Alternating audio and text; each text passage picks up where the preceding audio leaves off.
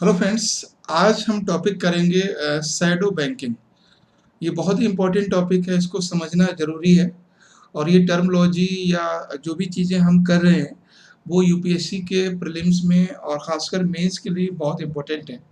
और इन सब के बावजूद भी एक चीज़ और भी ज़रूरी है कि हमें जब इन चीज़ों को समझ पाएंगे तो हम इकोनॉमी भी समझ पाएंगे।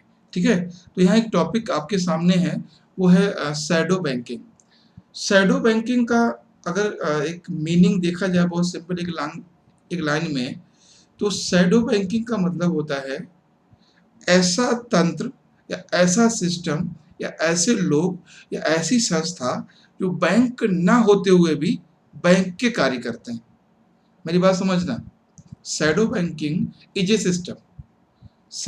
शैडो बैंकिंग एक ऐसा तंत्र है, एक ऐसी संस्था है, एक ऐसे लोग हैं जो बैंक ना होते हुए भी बैंकिंग का कार्य करते हैं।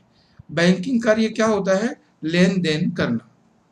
ठीक है, इसे हम कुछ मैच्योर इकोनॉमी भी कह सकते हैं। तो भारत में ये बहुत बड़ा तबका है जो अगर आप देखेंगे गांव एरिया में जाएंगे अगर, तो वहाँ पर जो लेन देन है वो गैर बैंकिंग सेक्टर का बहुत ज़्यादा है। जैसे गांव में जमींदार है, ठीक है, ठेकेदार हैं, लाल, आपने ये सब चीज़ें सुनी होंगी कि लोग एक दूसरे से कर्ज ले लेते हैं, फिर उसका ब्याज देते हैं, तो उसी सिस्टम को हम शैडो बैंकिंग कहते हैं। तो एक चीज़ यहाँ पे समझिए कि shadow banking is a universal phenomenon. ऐसा नहीं है ये केवल इंडिया का है, ये पूरे वर्ल्ड का है। और दूसरी चीज़ आपको बता दूं, शैडो बैंकिंग जो वर्ड पहली बार यूज हुआ है वो ओके वो हुआ है 2007 में, सबसे पहली बार। पाउल एमसी कुले पाउल एमसी कुले ने सबसे पहली बार शैडो बैंकिंग का यूज किया है। और ये बिल्कुल अगर हम कहें तो ये मैच्योर बैंकिंग कह सकते हैं।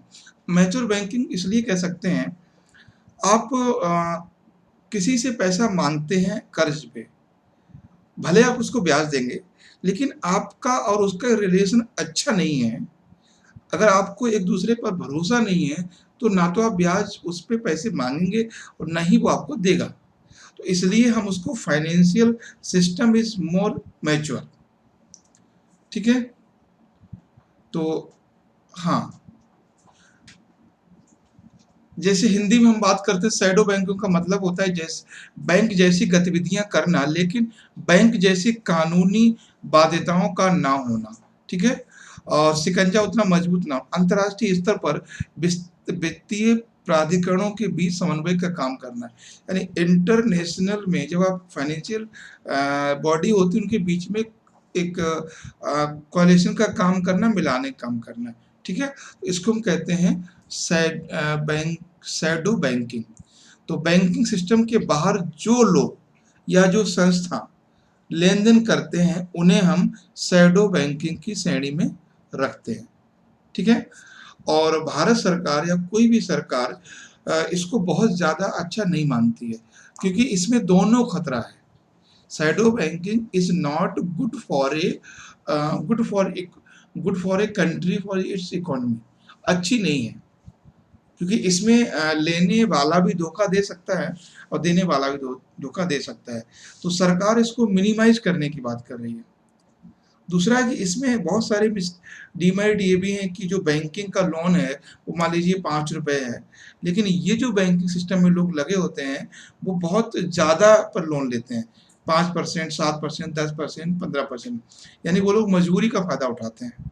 ठीक है, तो अब शैडो बैंकिंग समझ गए। तो शैडो बैंकिंग का मतलब है कि बैंक जैसी गतिविधियां करना लेकिन बैंक जैसी कानूनी बाध्यताओं का ना होना या कानूनी शिकंजा का ना होना शैडो बैंकिंग कहलाता है।